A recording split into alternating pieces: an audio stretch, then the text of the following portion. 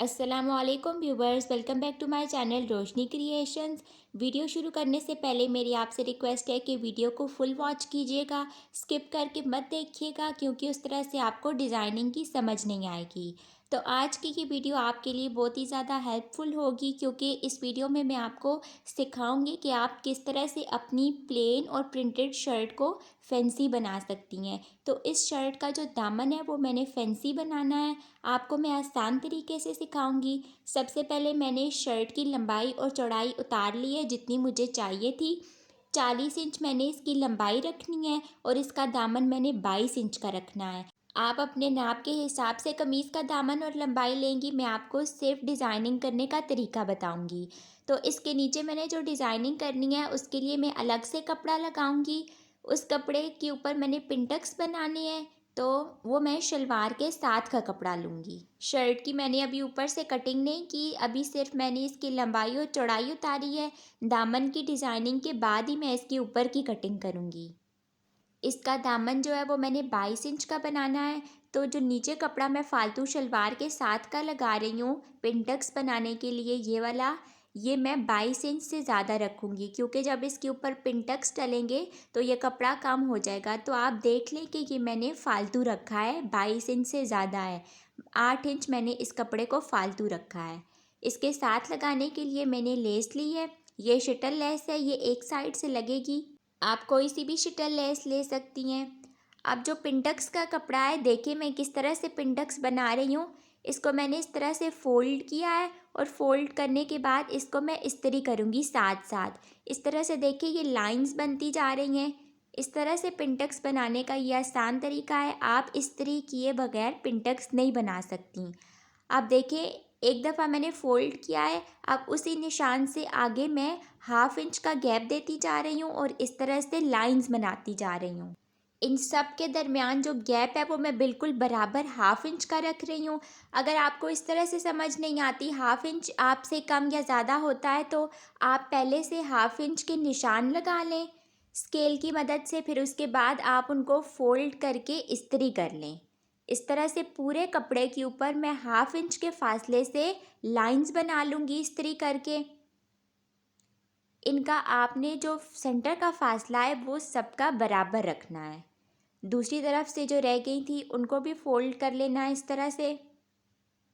ये देखिए आप पूरे कपड़े पे बिल्कुल बराबर फासले से सारी लाइंस बन गई हैं। अब मैंने एक छोटा सा कपड़े का पीस लिया है, उसको मैंने इस तरह से मशीन में सिलाई किया है। सिलाई करने के बाद अब उसी से आगे इसको काटे बगैर मैं सिलाई को आगे लेके जा रही हूँ। इस तरह से ये पिंटक्स बनाने की एक टिप है जो आपको मैं बता रही हूँ। इस तरह से जब आप छोटा सा पीस लेके सिलाई में लगाएंगी तो आपको धागा काटने में आसानी होगी। अब ये एक तरीका है, ये आप देखिए कि मैं किस तरह से कर रही हूँ। इस पीस को मैं काट के आगे लेके आऊँगी। अब ये देखें, इस तरह से इसको काट देना है पीछे से और फिर दोबारा से हमने इसको सिलाई में लगाना है। इस तरह से जब आप पिंटक्स बनाएंगी तो आपको धागा काटने में आसानी होगी। ये पीस आप ले लें, इस पीस को आप बाद में फेंक दीजिएगा। ये एक ट्रिक है जो आपको मैं बता रही हूँ। इस तरह से आप बनाएंगी तो आपको बहुत आसानी होगी। और देखिए एक पाँव का गैप देके मैं ये सारे पिंटक्स बनाऊंगी और इस छोटे पीस को मैं बार बार काट के सामने लेके आ रही हूँ। इस तरह से फालतू के धागे भी बिल्कुल भी नहीं निकलते और कपड़े में सफाई आती है। ये देखिए अब ये कितना नीट नीट सा आ रहा है। अगर आप इस तरह से कपड़ा नहीं लेंगी तो आपके साइडों से फालतू धागे ज़्यादा निकलेंगे और आपको बार बार धागा काटने में भी मुश्किल होगी। तो अब इसी तरीके से इस छोटे कपड़े की मदद से सारे पिंटक्स की मैं सिलाइयाँ लगाऊंगी। इस कपड़े को आपने इस तरह से काटते जाना है और इसके ऊपर आपने सिलाई लगानी है। ये देखिए साइड से कितनी सफाई से ये आ रहा है। इस तरह से बिल्कुल एक पाँव का गैप देके सारे पिंटक्स की सिलाइयाँ मैं लगा रही हूँ।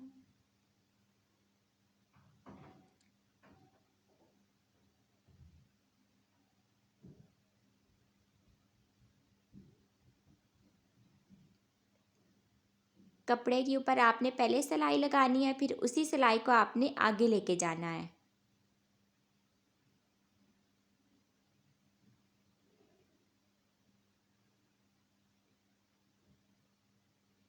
अब ये देखिए कि लास्ट सिलाइयाँ मैं लगा रही हूँ।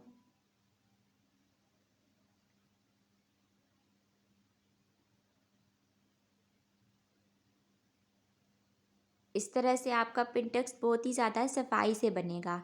सिलाइयाँ लगाने के बाद अब मैं इनका रुख एक तरफ करके इस्त्री कर रही हूँ। इनका रुख आप एक तरफ करके इनको इस्त्री कर लें। ऊपर से इस्त्री करने के बाद अब निचली तरफ से भी मैं इस्त्री कर रही हूँ और देखिए इस्त्री का रुख मैं एक ही तरफ करके लगा रही हूँ। उसके बाद अब साइड से जो थोड़ा थोड़ा सा फालतू आ रहा है कपड़ा वो मैं काट रही हूँ। आपने ज़्यादा नहीं काटना, बिल्कुल थोड़ा थोड़ा सा काट के उसको नीट कर लेना है। दोनों तरफ से काट देना है ये। अब शर्ट के साथ रख के जो बाकी का फालतू कपड़ा आ रहा है वो मैंने काट दिया है। उसके बाद अब मैं लेस लगाऊंगी उसी तरह से छोटे कपड़े की मदद से। कपड़े के ऊपर पहले सिलाई लगानी है, फिर उसी सिलाई को हमने आगे लेके जाना है। इस तरह से आसानी से ये लगेगा। और देखिए लेस का रुख भी मैंने उसी तरफ किया है जिस तरफ पिंटक्स का रुख है।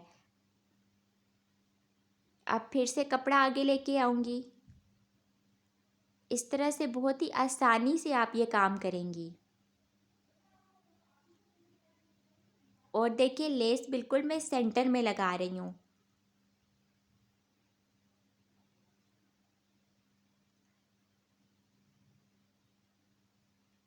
लेस में एक सिंगल सिलाई से ही लगाऊंगी, डबल सिलाई लगाने की ज़रूरत नहीं है क्योंकि ये लेस एक साइड वाली है। लेस को साथ साथ मैं काट रही हूँ। इसी तरीके से सारे पिंटक्स के सेंटर में मैं लेस लगाऊंगी। आप छोटा कपड़ा लाजमी इस्तेमाल करें साथ।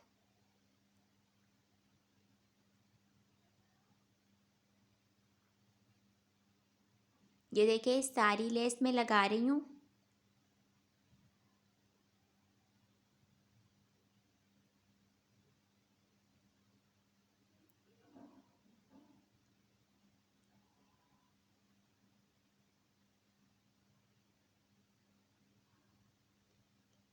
ये देखिए सारी लेस लग गई है।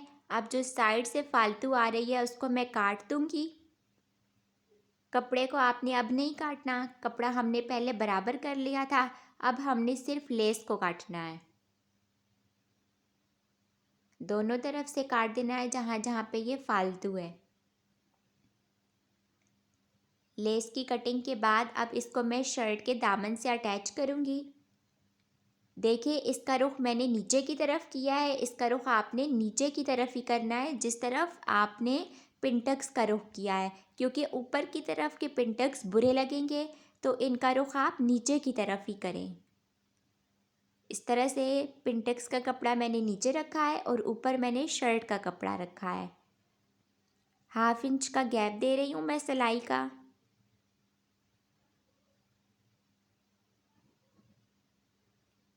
ये सिलाई लगाने के बाद अब इसके ऊपर मैं दूसरी लेस लगाऊंगी।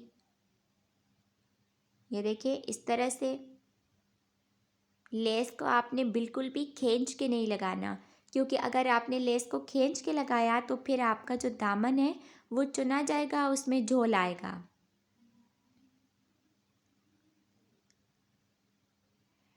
अब इसके साथ लगाने के लिए मैंने कपड़े की पट्टी काटी है। ये साइड की पट्टी है, इसको मुझे दोबारा से फोल्ड करने की ज़रूरत नहीं है। किनारे की पट्टी मैंने ली है। 1 इंच इसकी चौड़ाई है और लंबाई इसकी मैं 22 इंच ही रखूँगी। बाकी जो फालतू होगी उसको मैं काट दूँगी। इस तरह से इस पट्टी को मैंने नीचे रखा है और फिर ऊपर मैंने दामन का कपड़ा रखा है। और जो मैंने पहले सिलाई लगाई थी लेस के साथ, उसी के ऊपर मैं दूसरी सिलाई लगा रही हूँ। इससे आगे या पीछे आपने सिलाई नहीं लगानी, बल्कि इसी सिलाई के ऊपर आपने दूसरी सिलाई लगानी है। देखिए बिल्कुल मैं आराम आराम से लगा रही हूँ, कपड़े को मैं बिल्कुल भी खींच नहीं रही।